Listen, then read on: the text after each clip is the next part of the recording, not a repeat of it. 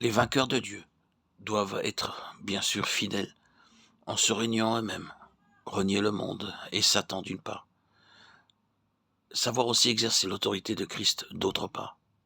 Nous devons permettre à Dieu de nous briser par la croix afin de pouvoir nous tenir humblement devant lui. Il nous faut vaincre Satan en exerçant l'autorité de Christ en vue de la victoire. La prière d'autorité n'est pas une demande, elle signifie ordonner. Il y a deux sortes de prières, la requête et le commandement. Commandez-moi, Ésaïe 45, 11. Nous avons la permission de commander Dieu pour que les choses s'accomplissent. C'est la caractéristique de la prière d'autorité. Elle est l'expérience de ceux qui vivent dans la valeur et la signification de l'ascension de Christ. La mort et la résurrection de Christ a réglé 4 points importants pour Dieu. La mort de Christ met un terme à tout ce qui est adamique.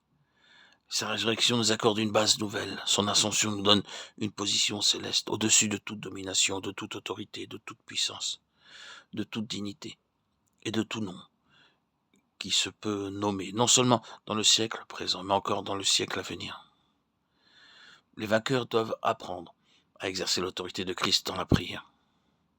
La prière dans l'Écriture n'est pas seulement une requête, bien plus, elle est l'expression de l'autorité.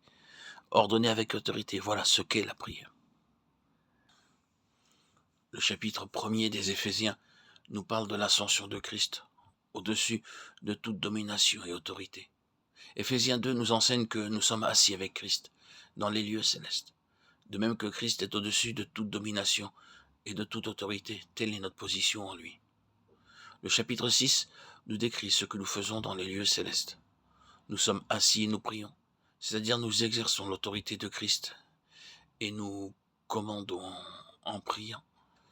La prière ordinaire s'effectue de la terre vers le ciel, mais la prière d'autorité s'exerce depuis les lieux célestes vers la terre. La prière dans Matthieu 6 est une demande dirigée vers le haut, tandis que celle d'Éphésiens 6 descend du ciel. C'est la prière d'autorité. Nous sommes donc assis dans les lieux célestes pour exprimer la prière de commandement. Amen en hébreu signifie ainsi soit-il, ou il en est ainsi. C'est donc un ordre. Au début de tout combat, Satan essaie de nous déloger de notre position céleste et victorieuse. La guerre est une suite de batailles en vue d'une position. C'est pourquoi la victoire nous est possible en occupant une bonne position. Seule notre position assise avec Christ dans les lieux célestes nous donne l'expérience de la prière d'autorité. Dans Marc 11, 24, le groupe de mots « C'est pourquoi » relie le verset 23 au sujet de la prière. Il n'est pas dit que la prière du verset 23 s'adresse à Dieu, non. Il est dit tout simplement quiconque dit à cette montagne. Il s'agit donc ici de commander à la montagne.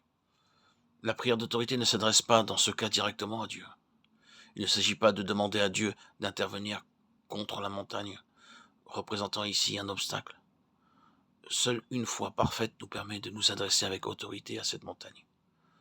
Or, la loi parfaite procède d'une parfaite connaissance de la volonté de Dieu.